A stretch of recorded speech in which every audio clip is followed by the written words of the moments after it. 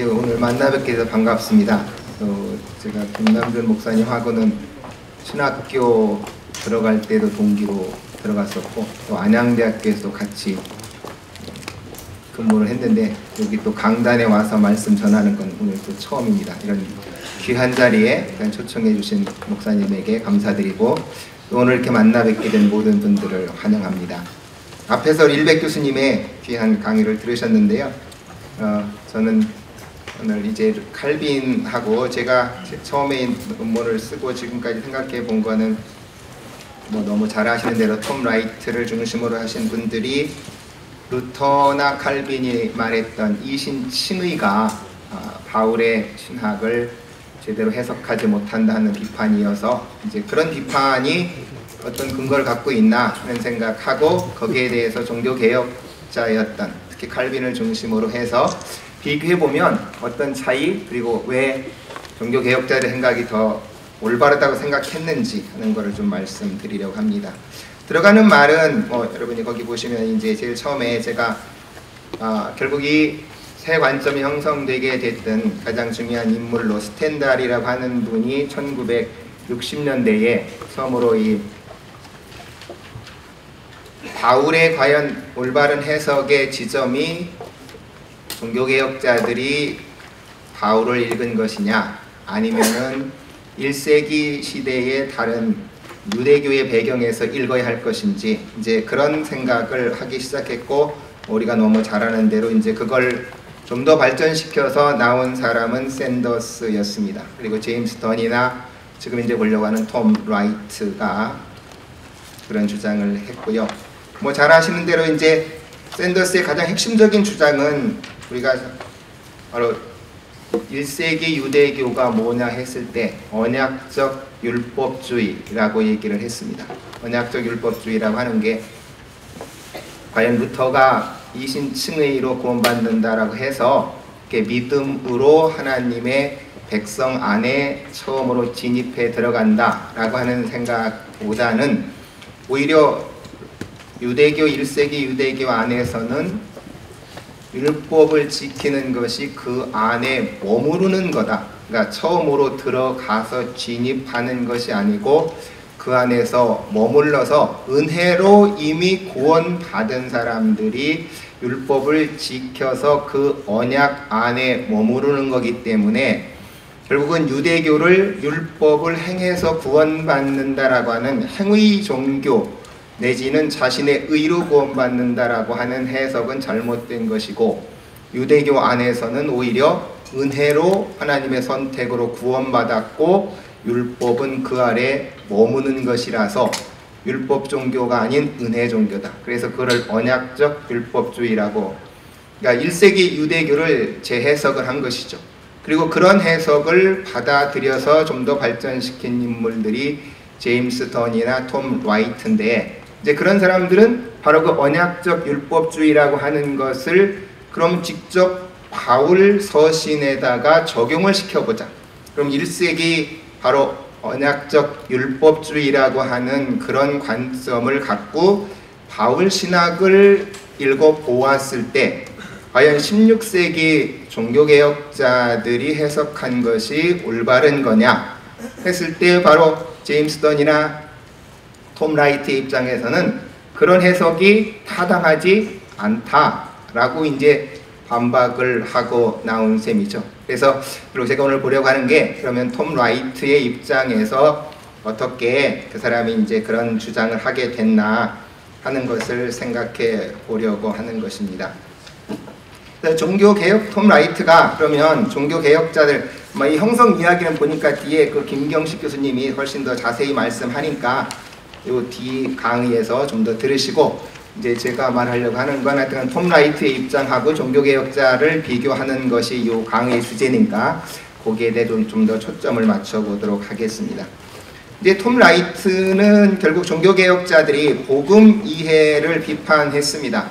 이제 그분이 봤을 때 결국은 복음의 본질이 뭐냐 했을 때에 결국은 16세기 때 사람들은 복음을 구원의 서적 내지는 구원에 관한 교리로 왜곡을 시켰다라고 이제 그렇게 주장을 했습니다.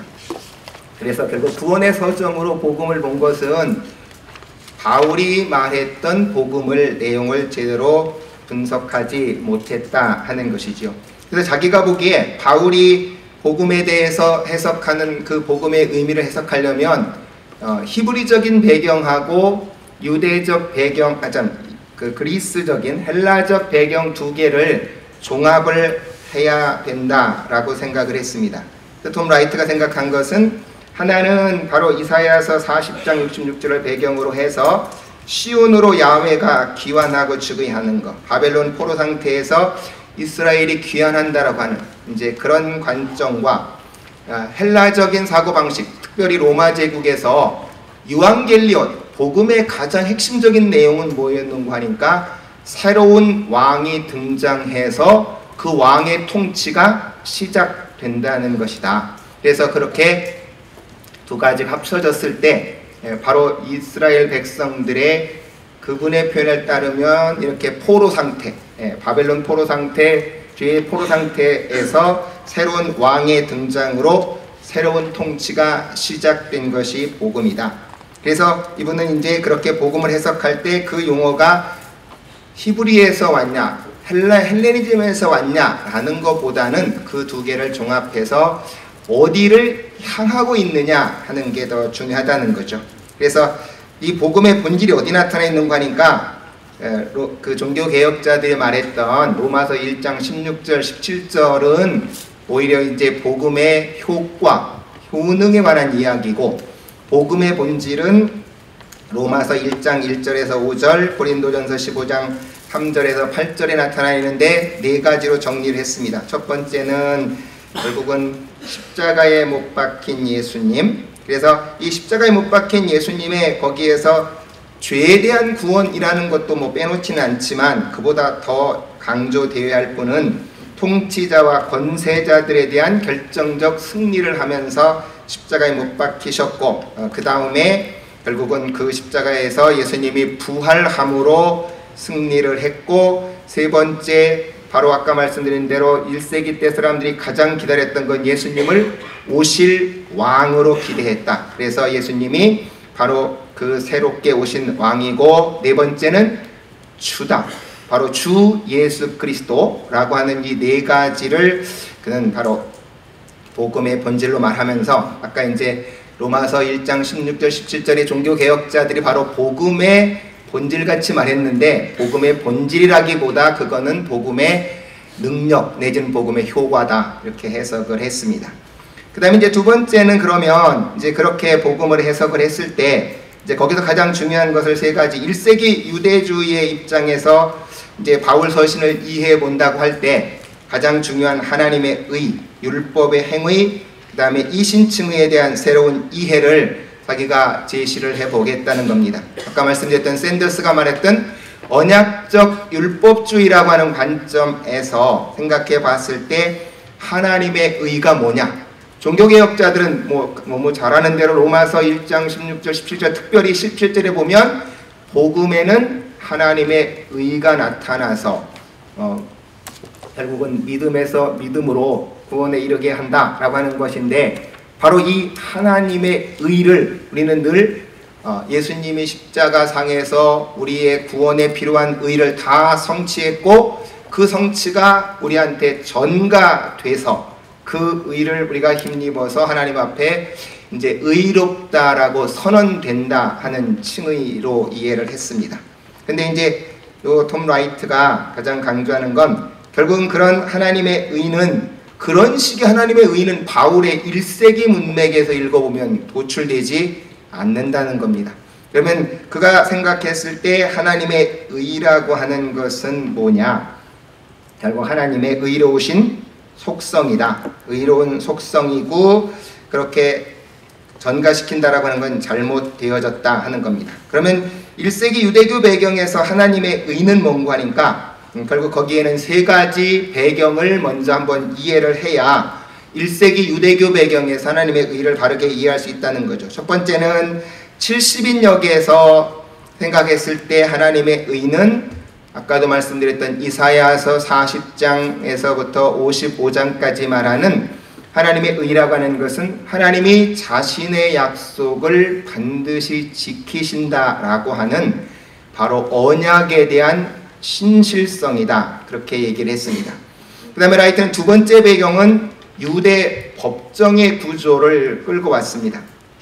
근데 이분은 바로 이제 종교개혁자들이 이해할 때 가장 중요한 건 바로 의가, 하나님이 갖고 있는 의를 우리한테 옮겨주는 전가라는 생각인데 1세기 유대교 내지는 유대교 사상에서 그런 법정 구조는 없다 하는 게 이분의 생각입니다. 그러니까 1세기 때 유대교 사람들은 여기 하나님이 재판장이시고 여기 죄인인 피고가 있고 원고가 있어서 결국은 이 원고하고 피고 사이에서 법정인 고소가 일어났을 때 마지막에 하나님이 원고가 승소했다라고 보고 그 사람을 죄가 없다고 그냥 선언하는 거다.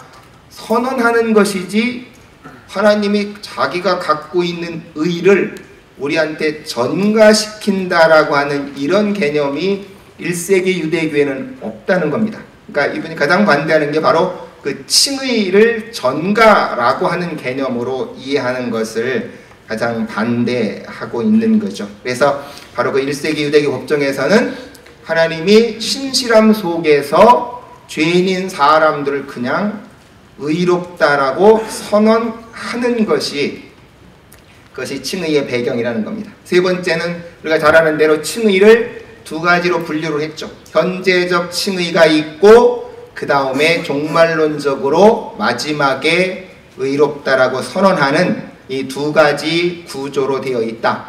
그리고 그런 구조 속에서 로마서를 해석을 하고 있습니다. 결국 이렇게 해석을 했을 때 그는 그 책 바울이 진짜로 말하는 것이 무엇인가 하는 그 책을 읽어보면 의에 대해서 사실은 상당히 복잡하게 8가지로 구분을 해놨습니다. 그러니까 하나님의 의가 뭔가 했을 때 바로 하나님 자신이 갖고 있는 도덕적인 능력이라는 측면하고 그 다음에 그렇게 구원을 이루시는 능력이라는 측면에서 생각을 했고요. 하나는 이제 우리한테 전가시켜주는, 그러니까 하나님이 자기가 의로운 속성을 갖고 있어서 의롭게 행동하시는 그런 하나님의 속성으로 이해할 것이냐, 아니면 하나님이 갖고 있는 걸 우리한테 이렇게 전가시켜주는 그런 전가시켜주는 것으로 이해할 것이냐 했을 때 지금까지 천주교 쪽에서는 아예 하나님이 소위 분배시키는 의라고 얘기했습니다. 그러니까 나눠줘가지고 바로 그 성도들의 마음 속에 들어가 있다. 이제 종교개혁자들이 반대한 것은 그렇게 속에 들어가 있는 게 아니고 바로 밖에서 주어지는 외부적인 의다라고 얘기를 했습니다. 그래서 우리가 아까 말한 대로 하나는 천주교가 말하는 건 분배적 의라고 말을 했고 종교개혁자들이 말했던 건 전가적 의라고 얘기를 한 것이죠.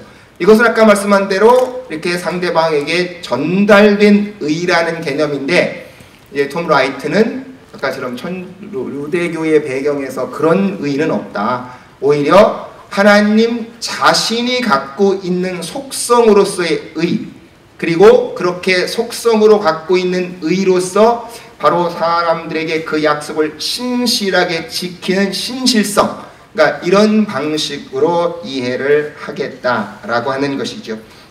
그래서 아까 말한 대로 조금 어려운 말로 목적격인 그런 의미가 아니라 속격 내지는 주격적 의로 이해를 하겠다. 이제 그 말인데 그 말은 아까 말씀한 대로 전가시키는 의가 아니고 내가 소유하고 있는 의, 그리고 내가 의로우신 분이라면 당연히 약속을 신실하게 지키는 신실성, 그걸로 이해를 하겠다. 그런 얘기죠. 그래서 결과적으로 로마서 1장 17절에 바울의 복음에는 아까처럼 하나님의 의가 나타나 있다. 그럴 때 루터는 그것이 예수님이 십자가상에서 우리 구속에 필요한 모든 것을 다 이루신 의고 그것이 우리한테 전가된다 라고 이해를 했는데 그것이 아니라 하나님의 신실성이다. 바로 복음에는 뭐가 나타나 있냐? 하나님의 의라고 하는 말을 이 사람 아까 말한 대로 하나님이 갖고 있는 속성으로서의 신실성, 그래서 하나님의 신실성이라고 해석을 하겠다는 것입니다. 그래서 결국 그렇게 하나님의 신실성이라고 하는 것은 아까 말씀한 대로 하나님이 구약 백성들에게 했던 약속을 분명하게 지킨다. 특별히 이제 이분이 가장 많이 말한 건 다니엘서 7장에서 그 다니엘이 회개하면서 하는 것이 바로 우리가 죄인인데 하나님 우리한테 한 약속을 지키셔서 우리를 다시 돌아갈 수 있게 해주십시오 라고 말한다는 거죠. 이제 이분이 여기서 가장 강조하는 건 로마서 2장의 이야기입니다. 로마서 2장을 과연 누구한테 한 얘기냐? 근데 이분은 이제 이렇게 아까 말씀한 대로 마지막에 종말론적 칭의를 말하면서 로마서 2장이 이방인에 대한 죄를 말하는 것이 아니고 특별히 로마서 2장 1절부터 13절까지가 믿는 사람들이 성령의 역사를 따라서 의롭게 살고 그리고 마지막에 그 행위에 따라 심판받는 거라고 하는 그런 구조에서 로마서 2장을 해석을 했습니다. 그래서 결국 하나님의 의라고 하는 말을 하나님의 신실성이다 라고 해석을 했습니다. 두 번째는 율법과 율법의 행위에 대해서는 결국 그 율법과 율법의 행위에서 율법이라고 하는 말을 보편적인 법으로 볼 거냐 아니면 구약의 토라라고만 볼 것인가 라고 하는 것이고 그렇게 토라라고만 자기는 해석을 해야 된다는 거죠. 구약의 토라라고만 해석을 해야 되고 그러면 그 토라 때문에 갈라디아서나 로마서의 문제가 된 것은 바로 그들이 이방민족하고 신분적으로 구별되기 위해서 지켜야만 했던 율법적 행위, 그것이 너무 잘 아는 대로 안식일을 지키는 것이고 그 다음에 이방인들하고 음식을 같이 먹으면 안 된다라고 하는 것이고 그런 사회 신분적으로 구별되는 그런 율법적인 행위라고 생각을 하는 것이죠. 그래서 여기서는 우리가 죄로부터 구원받는다는 관점보다는 이분이 계속 사용하는 용어는 그런 거더라고요. 그러니까 이스라엘을 통해서 온 우주를 향한 하나님의 계획, 이 이스라엘을 통해서 온 우주를 구원하는 계획이 뭔고 하면 바로 이스라엘 백성들을 통해서 아까처럼 제사장 나라를 삼고 그 다음에 이방 민족까지 가서 로마서 8장에 가면 온 피조물이 해방되는 것을 기다리는 거다.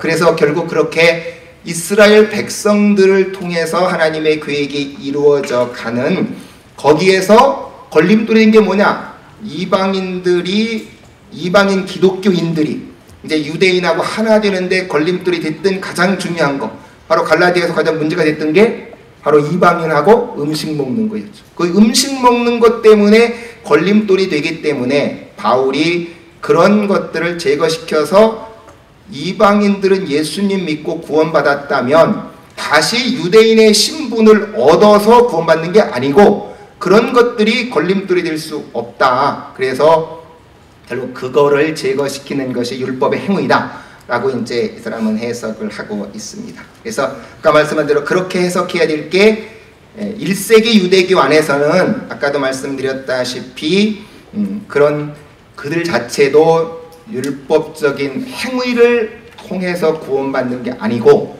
율법 안에 언약 안에 머무는 행위로서 율법을 이해를 해야 된다. 그렇게 얘기를 하고 있습니다.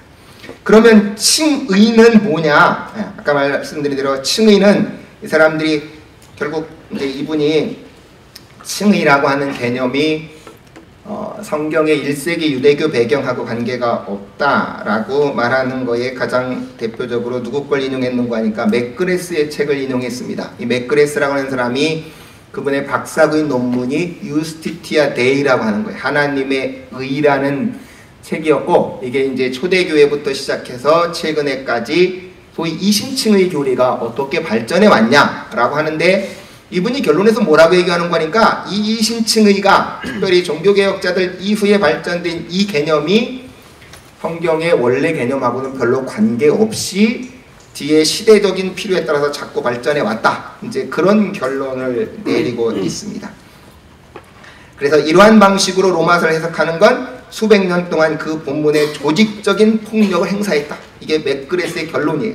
그러니까 바로 이제 이 글을 끌어다가 이제 이 톰 라이트가 말을 하는 거죠. 이거 이신층의 최고의 권위자인 맥그레스가 이게 성경 본문과는 관계없이 루터 이후부터 소위 본문에서 끌어낸 성경 해석이 아니고 성경 속에다가 집어넣은 주석이다. 이제 이런 식의 해석이 된 거죠.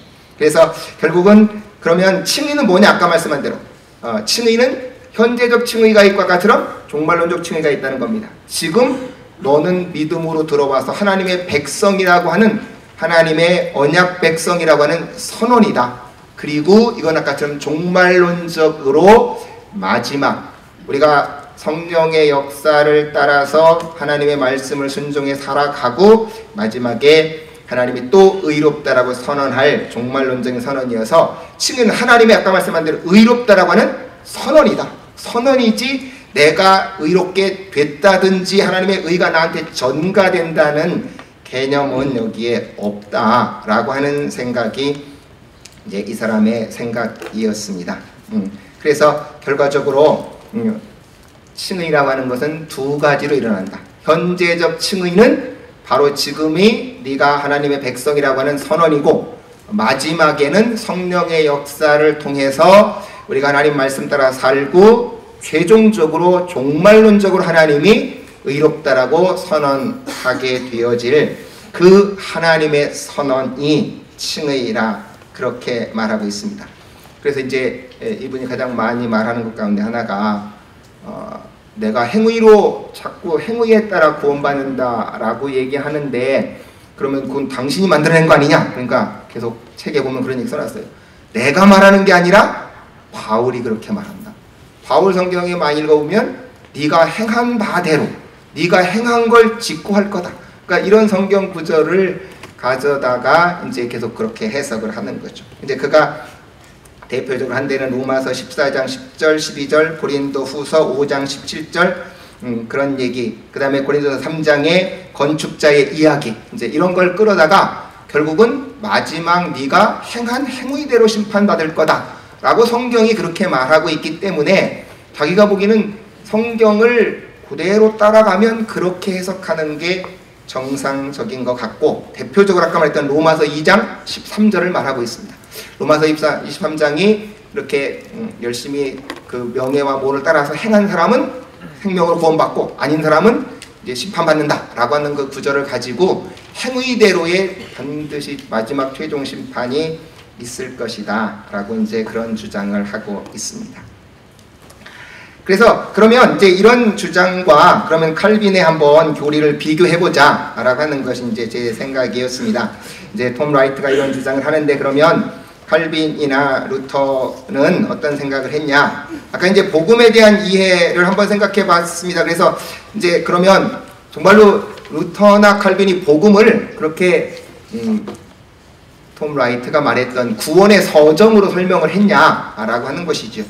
물론 로마서 1장 3절 4절을 보면 톰 라이트가 하는 얘기 다 칼빈과 루터도 하고 있습니다. 그렇게 아까 바울이 그가 말했던 대로 십자가에 못 박혀 죽으셨다가 부활하신 그분이 우리의 왕이시면서 주님이시다 하는 이야기는 루터나 칼빈도 그게 성경에 있는 내용이기 때문에 단지 이제 차이점이 다르다고 하면 강조점이 다르다는 거겠죠. 결국 칼빈이나 루터의 관심은 그런 내용보다는 당시 아까처럼 로마 카톨릭이 잘못된 교리를 극복하기 위해서 그들도 로마서 1장 16절 17절 복음이 하나님의 능력이라고 하는 것에서 분명히 그게 복음의 능력으로 구원받는 복음의 효과라는 설명을 합니다.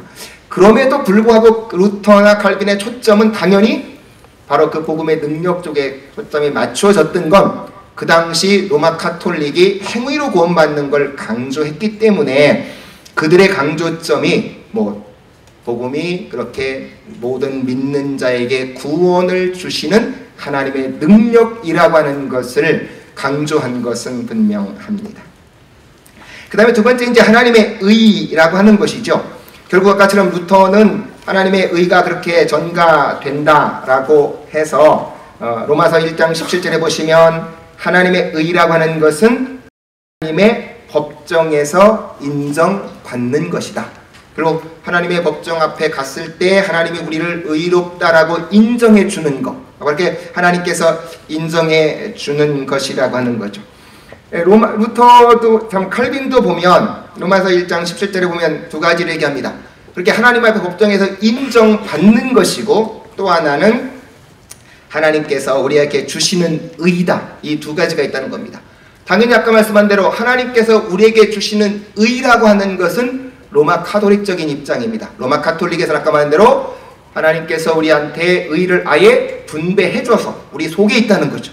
근데 결국은 로마 카톨릭의 그런 입장을 반대해서 루터나 칼빈은 결국 하나님께서 우리한테 의를 밖에서 전가시켜주는 것이다 했기 때문에 그게 법정에서 인정받는 것이다, 그렇게 설명을 했습니다. 자, 그러면 이제 톰 라이트가 가장 비판했던 그거죠. 하나님의 의라고 하는 건 아까처럼 하나님의 속성이고 하나님께서 자기 약속에 신실함이다 라고 설명했는데, 그러면 칼빈은 그런 건 전혀 모르고 그렇게 전감한 말했냐? 아닙니다. 루터 참 칼빈도 그렇게 하나님의 속성이시고 당연히 하나님의 그 자신의 신실함을 따라서 약속을 지킨다라고 하는 것도 분명하게 인식을 하고 있다라고 하는 것이죠. 그래서 결국 칼빈은 그 두 가지를 종합적으로 다 알고 있으면서 당시 로마 카톨릭이 잘못된 이해를 극복하기 위해서 바로 하나님의 의가 우리한테 전가되는 측면을 강조한 것이지, 하나님의 의가 신실함이라고 하는 것을 칼빈이 전혀 몰라서 그런 것은 아니었다라고 하는 것입니다. 결국 그가 하나님의 그 신실함을 가장 강조하는 데를 보면 이제 어디서 그렇게 말하는 거냐, 로마서 3장 22절에 그렇게 설명을 합니다. 하나님의 의라고 하는 걸 주석하면서 하나님의 속성으로서의 의하고 우리에게 주시는 의의 양면성을 같이 구분하고 있다는 것이죠. 하나님의 속성으로서의 의라고 하는 것이 분명히 있어서 그 언약을 신실하게 지키신다라고 하는 것을 이야기하고 있습니다. 로마서 3장 26절에 가면 좀 더 분명히 설명했습니다. 그는 의가 두 부분으로 구성되어 있는데, 첫째는 자기 안에 홀로 의의 모든 충만함을 포함하고 계시는 분으로서 하나님은 의로우시다. 그러면서 동시에 그분은 바로 전체 모든 인류가 그렇게 정죄받는 과정 가운데에서 홀로 의롭다라고 영광을 받으신다는 것이죠. 그래서 자신이 의로우신 속성을 분명히 갖고 있으면서 둘째 부분으로서 의의 전달이 있다. 그러니까 하나님 자신이 의로우신 속성을 갖고 계시면서도 바로 우리가 죄 가운데에서 구원받을 길이 없기 때문에 의의 전달이라고 하는 것을 로마서 3장 26절 주석에서 구분해서 분명하게 설명을 합니다. 특별히 이제 로마서 4장 11절 주석에 가면 언약의 신실성이 어디 나타나 있냐? 바로 할례를 통해서 나타나 있고, 신약에 와서 성례를 통해서 자신이 얼마나 언약을 신실하게 지키시는 분인가 하는 것을 동시에 이야기하고 있다는 것이죠. 그래서 칼빈은 하나님의 의라고 하는 것이 하나님이 자신의 약속을 명확하게 신실하게 지킨다라고 하는 신실성과 동시에 바로 인간들이 죄 가운데 구원받을 길이 없기 때문에 하나님의 의의 전가라고 하는 것을 동시에 두 개를 말하고 있다는 겁니다. 두 번째는 그 율법의 행위에 대해서 그러면 칼빈은 뭐라고 말하는가 하는 것이죠. 칼빈은 바로 율법의 행위를 설명하면서 이제 아까처럼 톰 라이트가 가장 강조하는 게 이거는 모든 법의 행위가 아니고 아까 말씀한 대로 이방인하고 유대인들을 갈라놓는 그런 그들의 표현에 따르면 유대 민족의 배지다라고 말했어요. 아까 안식일을 지키고 그렇게 이방인들하고 음식 먹지 않는 그것은 신분적인 구분을 나타내는 배지라고 말했는데, 칼빈은 그런 걸 모르고 있냐? 아니요. 칼빈 주석 읽어보면 바로 그런 것 때문에 이 편지가 쓰여졌다라고 하는 걸 적시하고 있습니다. 그러니까 바로 그 갈라디아서에서 보면 이 교회의 문제가 거짓 사도들이 의식의 준수가 필요하다고 가르쳐 생겨났다는 겁니다.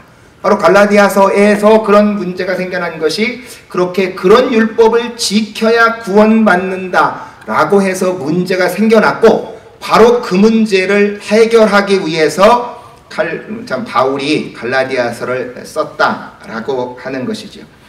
그래서 결과적으로 그 교회에서 문제가 됐던 게 의식법의 준수 문제라는 걸 잘 알고 있었습니다. 그러나 그 의식을 준수함으로 율법 구원을 얻을 수 없다는 것을 설명하고 있다는 것이죠. 바울이 이제 그 칼빈이 갈라디아서 2장 11절 주석을 하면서 이제 그 베드로가 그렇게 이제 이방인들하고 음식을 먹다 떠나갔는데 이게 언제 상황이냐? 일단 칼빈은 그렇게 해석을 했어요. 그러니까 이것이 사도행전 15장 이전의 상황이다. 그러니까 그 바울 아직 그 사도들이 모여서 그렇게 이방인들하고 음식 먹는 것에 대한 명확한 결정하기 이전이었기 때문에 아마 베드로가 그런 실수를 한 것이고, 거기에 대해서 칼빈은 이제 베드로가 분명하게 바울이 제롬 같은 사람들이나 로마 가톨릭의 전통적인 입장은 사적으로 이렇게 권면하고 잘못한 것이지 공개적인 건 아니다. 근데 칼빈은 아니다. 그 당시 분명히 베드로가 잘못됐기 때문에 공개적으로 책망을 한 것이다 라고 말을 합니다. 결국은 베드로의 입장은 율법과 그리스도를 혼합하려는 것이었고, 그래서 칼빈은 그것을 분명하게 비판을 하고 있습니다. 그러면 여기 율법의 행위가 뭐냐? 그래서 칼빈은 로마서 1장부터 4장까지를 주석을 하면서 그 율법에 대한 여러 가지 경우를 해석을 하면서 이것이 단지 아까 유대민족하고 이방민족을 분리시켰던 그런 민족적 배지가 아니고 바로 모든 율법의 행위다 라고 하는 것을 강조하고 있습니다. 특별히 이제 그 로마서 3장 27절 같은 데 보면 행위로 구원받냐, 행위로냐, 믿음으로냐, 행위냐 라고 말한다는 것이죠. 그렇게 행위냐라고 말하는 과정에서 칼빈은 율법의 행위만을 말하고 있는 것이 아니라 인간이 공로를 쌓아서 구원받으려고 하는 모든 행위를 가르치는 것이다 라고 하는 것을 말하고 있다는 것이죠. 그러면 당시에 칼빈이 이런 율법 준수라고 하는 것을 모르고 한 것이 아니라 아까처럼 그들이 그런 율법 준수에 한정하려고 하는 것을 알고 있으면서, 그러나 바울이 말하려고 하는 건 단순한 그런 율법 준수, 그런 의식법 준수가 아니고 인간이 전체적인 하나님의 율법을 지킬 수 없는 거기에 관해서 말씀하고 있기 때문에 바로 로마서나 갈라디아서 말하는 율법의 행위는 모든 법을 지킴으로 구원받으려고 하는 그런 율법주의를 가르친다, 이렇게 해석을 하고 있습니다. 그 다음에 칭의가 그러면 뭐냐라고 하는 것이죠. 칭의는 결국 칼빈은 행위의 구원론적 가치는 완전히 박탈되는 것이다. 그러니까 아까처럼 하나님의 의가 우리한테 전가되는 것이기 때문에 결국은 천주교가 말했던 대로 선행 내지는 공적을 쌓아서 구원받는 것이 당시 교회를 부패시켜서 결국 아까처럼 그것을 극복하기 위해서 칭의교리를 주장했다는 것이죠. 그래서 당시 아까처럼 그 율법 행위라고 하는 것을 의식법이라고만 말하고 있던 것이 이미 초대교회에도 있었다는 겁니다. 오리겐 같은 사람들도 그렇게 해석을 했고, 크리소스톰이라든지 제롬 같은 사람들은 결국 율법의 행위라고 하는 걸 그렇게 의식법 준수라고만 해석을 했고, 그걸 통해서 구원받는 칭의를 말했다는 것이죠. 그런데 결국 칼빈은 그런 것은 결코 아니다. 그래서 율법 외라고는 로마 3장 21절을 주석하면서 하나님께서 사람에게 전달하시는 의와 하나님께서 의로 받아서 인정하는 바로 그 의가 율법 외에 나타나 있다. 다시 말해서 율법의 도움 없이 계시되었다 라고 주석을 한다는 것이죠. 결국은 하나님께서 우리한테 전가시키는 의라고 하는 것이 하나님께서 하시고자 하는 분명한 말씀이다 라고 얘기를 하고 있습니다. 그래서 그리고 칼빈은 기독교 강요에서도 똑같이 말하는 게 율법, 이 하나님의 칭의라고 할 때에는 행위는 어떤 것도 들어갈 수 없다. 심지어는 예수 믿는 사람들이 하는 그 선행도 구원에 관련해서는 어떤 구원론적 가치도 가질 수가 없다는 것입니다.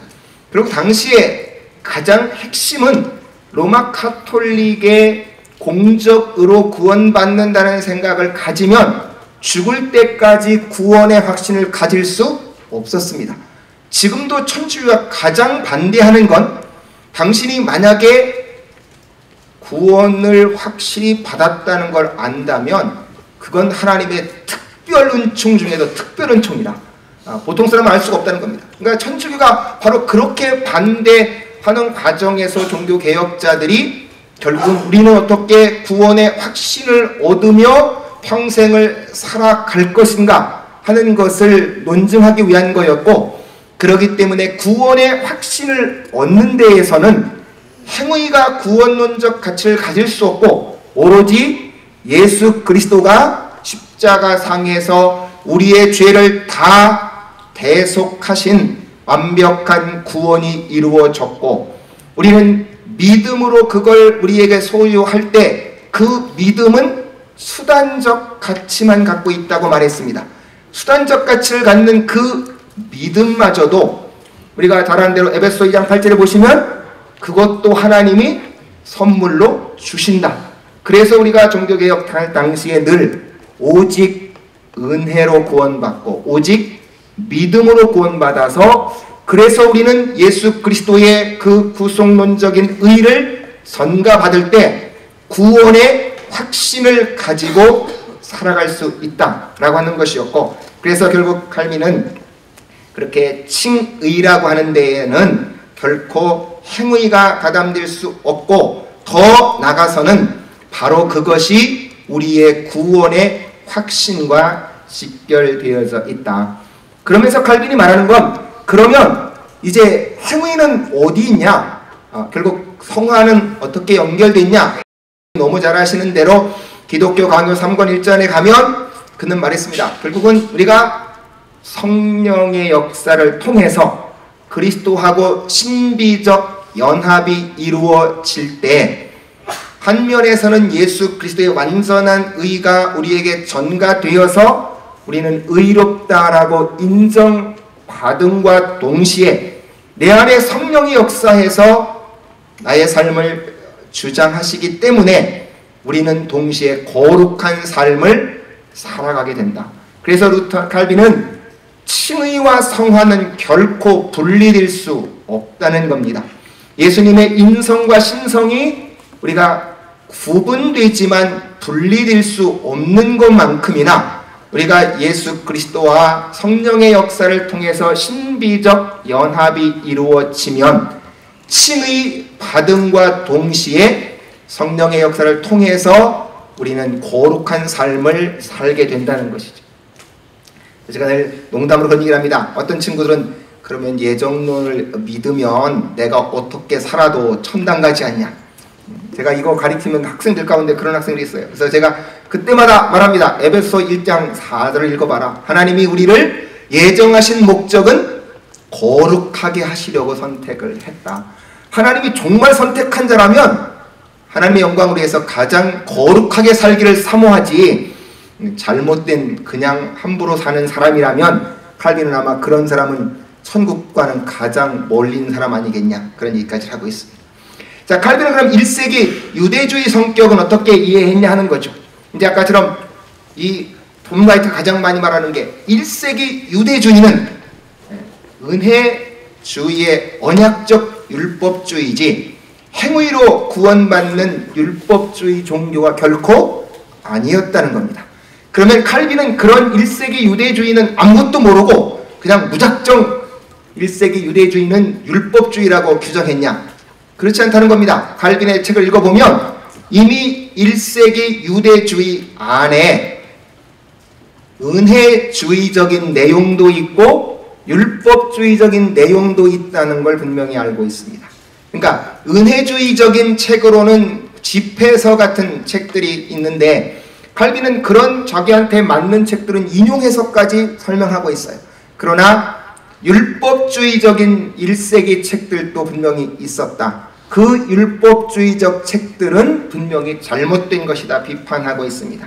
그래서 칼빈은 1세기 유대주의에 대해서 결국은 아무것도 모르고 그렇게 한 것이 아니라 1세기 유대주의 안에 율법주의적인 것도 있고 그렇게 은혜주의적인 것도 있다는 것을 지금만큼은 몰랐겠죠. 아무래도 연구가 덜 돼 있으니까. 그러나 그럼에도 불구하고 두 개가 있다는 걸 알고 있고, 근데 결국은 톰 라이트 같은 사람들은 행위주의적인 건 다 빼버리고 오로지 은혜주의적인 그것만 계속 강조해서 1세기 유대주의는 은혜주의만 있다라고 강조하는데, 지금 학자들이 점점 연구할수록 밝혀지는 것 그 두 가지가 같이 공지하고 있었고, 결국은 바울이 문제 삼은 건 그런 율법주의적인 잘못된 사람들을 겨냥해서 분명히 우리가 오직 믿음으로 구원받는다 라고 하는 것을 로마서나 갈라디아서에서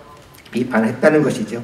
그래서 우리가 칼빈과 톰 라이트를 비교해 볼 때 결국은 톰 라이트는 물론 그의 목적은 분명합니다. 우리가 너무 잘 아는 대로 유대인들의 위치를 자기 나름대로 회복시키겠다는 거죠. 결과적으로 오직 믿음으로 구원받는다 라고 하는 쪽으로 가버리면 구약에서 하나님이 이렇게 선택해서 유대인들을 우리가 출애굽기 19장에 보면 제사장 나라로 삼을 거라고 했는데 유대인들이 꼭 버려진 것 같다는 거죠. 지금 그러니까 하여튼 자기 나름대로는 유대인들을 통해서 반드시 유대인들을 통해서 이방인까지 아까 그리고 마지막은 어디까지요? 우주까지 갱신시키는 게 이게 하나님의 계획이다. 또 천주교하고 같이 가려니까 천주교학과처럼 뭐라고 말합니까? 행위도 같이 있어야 된다. 그러니까 아까처럼 이분이 현재적 칭의도 있고 뭣도 있어야겠다는 거예요? 마지막 종말론적 칭의도 있어야겠다. 그래서 이때 톰 라이트의 목적은 좋게 말하면 에큐메니칼적인 입장을 하겠다는 거죠. 그러니까 유대인들도 끌어들이고 천주교의 그런 행위적인 입장도 통합을 시켜서 결국은 따지면 유대교, 가톨릭, 개신교 다 에큐메니칼적으로 끌고 가보겠다라고 하는 그런 생각입니다. 근데 이것이 결국은 성경의 정말 구원론적인 입장하고 맞냐 할 때 결국은 거기에 결코 동조할 수 없다라고 하는 것이고, 결과적으로 그런 입장은 제 입장에서는 결국은 칼빈과 루터가 했던 종교개혁 시대의 올바른 구원론을 무너뜨리는 거다. 그분에게서 읽어보면 지금 죄에 대한 심각성은 거의 나타나지 않습니다. 죄에 대한 심각성 그리고 죄로부터 우리가 돌아서서 회개해야 될 필요는 거의 나타나지 않고 그냥 하나님이 너는 내 백성이다 라고 선언하면 하나님의 백성이 된다 라고 하는 거의 그런 선언에만 초점이 맞춰져 있고, 저는 그걸 계속 읽으면서 가장 이해할 수 없는 건 정말 인류 가운데 가장 중요한 게 유대인하고 이방인 사이에 그런 장벽이 무너지는 게 더 중요하냐, 인간이 죄에서 구원받아 영생 얻는 게 더 중요한가 라고 볼 때 저는 당연히 성경에서 우리가 얻어야 될 가장 성경이 가르치는 최고의 진리는 바로 죄인들이 예수 그리스도의 완벽한 구속을 통해서 구원받는 것이 성경이 가르치는 가장 중요하고 우리가 믿어야 할 가장 확실한 진리이지, 바로 이들이 말하는 것 같이 유대인과 이방인이 하나 된다라고 하는 게 그것의 초점이라고는 저는 받아들일 수가 없었다라고 하는 겁니다. 그래서 결국 우리가 두 개를 비교해 볼 때 물론 그들이 성경 해석하는 것 가운데 우리가 제대로 보지 못했던 게 있다면 좀 더 보충하는 것도 필요하겠죠. 그러나 핵심에서 저는 결국 종교개혁자들의 바울 해석이 훨씬 더 타당하고 우리는 그 진리를 지키면서 복음을 전파하는 하나님의 백성으로의 사명을 감당해야 되겠다 하는 것이 제 강의의 핵심입니다. 혹시 뭐 질문이나 궁금하신 게 있으시면 네. 순간 표시. 예. 10분까지 더 할 수 있다고요? 예. 그래서 그럼 혹시 뭐 질문이나 궁금하신 게 있으시면 예.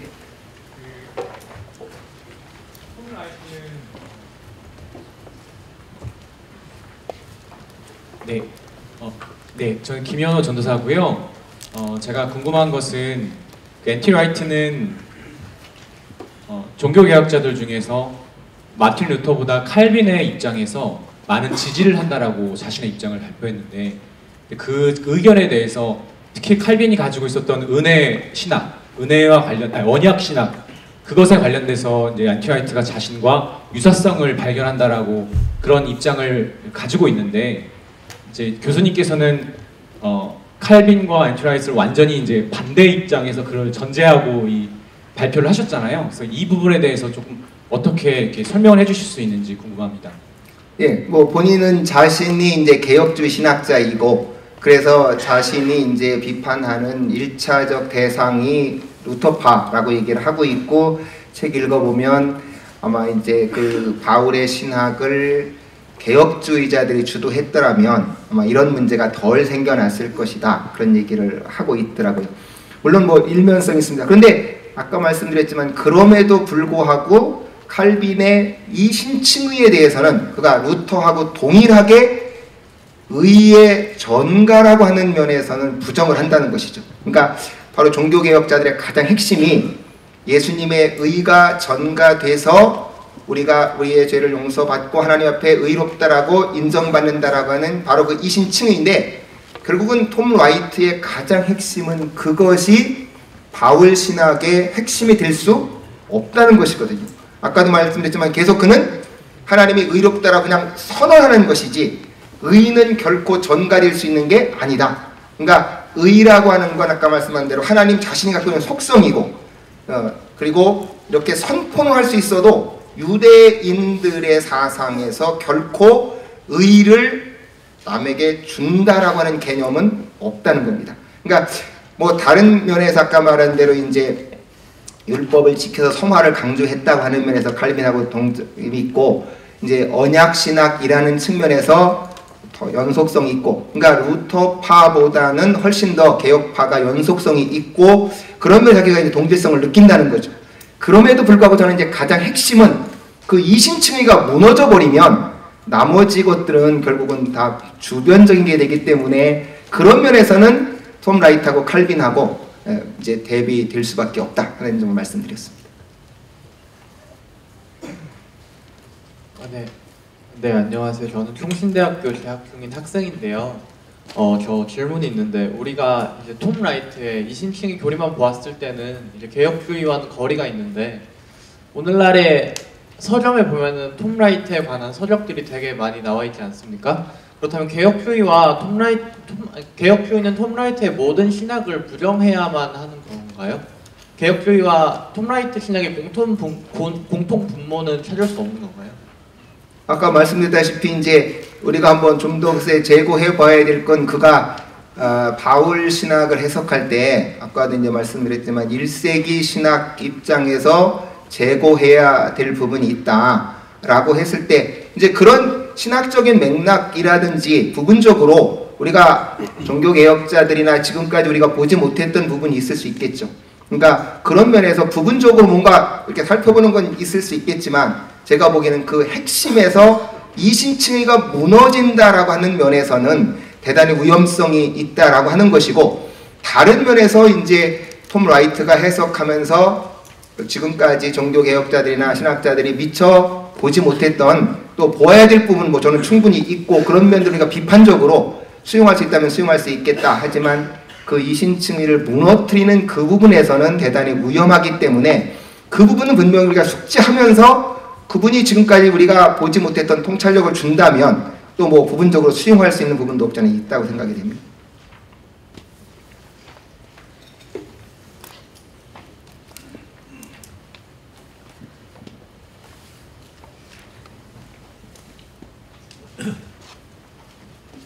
네, 이재인 목사입니다.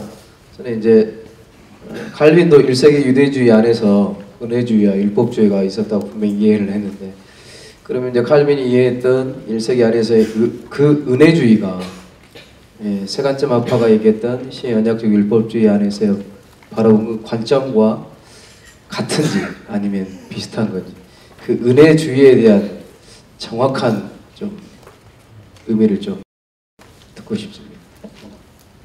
이제 칼빈이 그 봤던 거 보면은 이제 아까 말씀했던 대로 그 외경에서 행위적으로 잘못됐다 하는 건 이제 그 마카비서에 우리가 뭐 흔히 이제 그 연옥에 대한 근거로 말하는 것이 이제 그 유다라고 하는 사람이 죽은 자들을 위해서 예물을 드린 행동 이런 것들은 대단히 잘못됐다라고 얘기를 했어요. 근데 이제 그 주기도문을 해설하는 가운데 그 외경에 이제 바룩서의 내용 가운데 이제 이런 내용을 인용한 것이 나와 있습니다. 오 주 우리 하나님, 주님 앞에 우리가 기도를 쏟아 놓으며 주님 앞에서 자비를 비는 것은 우리 조상들이나 우리 왕들의 어떤 행위 때문이 아닙니다. 그러니까 결국은 아까 말씀한 대로 이것도 이제 그 언약의 신실성에 기대서 하는 기도겠죠. 그러니까 그런 언약의 신실성에 기대서 자신들의 죄를 회개하면서 하나님의 자비를 의지하는 그런 것은 수용할 수 있다라고 해서 이제 주기도문에서는 바룩서를 인용을 해놓고 있습니다. 그러니까 이제 우리가 뭐 보통 말씀드린 대로 루터나 칼빈이 이해한 것은 그 갈라디아서나 로마서에서 싸웠던 것이 그 유대교회가 좀 율법주의를 1세기 때 상황이라고 이해를 한 것이고 그분들도, 그리고 그 1세기 때 그 유대교의 율법주의가 다시 로마 카톨릭에 의해서 선행을 강조하면서 다시 율법주의가 발흥했다라고 본 거고, 그러니까 종교개혁자들은 1세기 그 사람들이 보았던 문제점이나 천주교가 보았던 그 당시 갖고 있던 문제점을 동일하다고 본 거죠. 그러니까 똑같이 그 율법주의적으로, 그러니까 하나님의 은혜가 전혀 없다는 게 아니라 1세기 당시에 바로 그 교회를 어지럽히던 사람들도 결국은 율법을 지켜서 구원받는다는 쪽에 문제가 있다는 것에 초점을 맞췄다고 본 것이고, 그것이 다시 16세기 종교개혁 당시에 오면 천주교 쪽에서 그렇게 행위를 통해서 구원받는다라고 하는 것이 평행선상이 있다고 봐서 종교개혁자들은 그걸 비판했던 것입니다.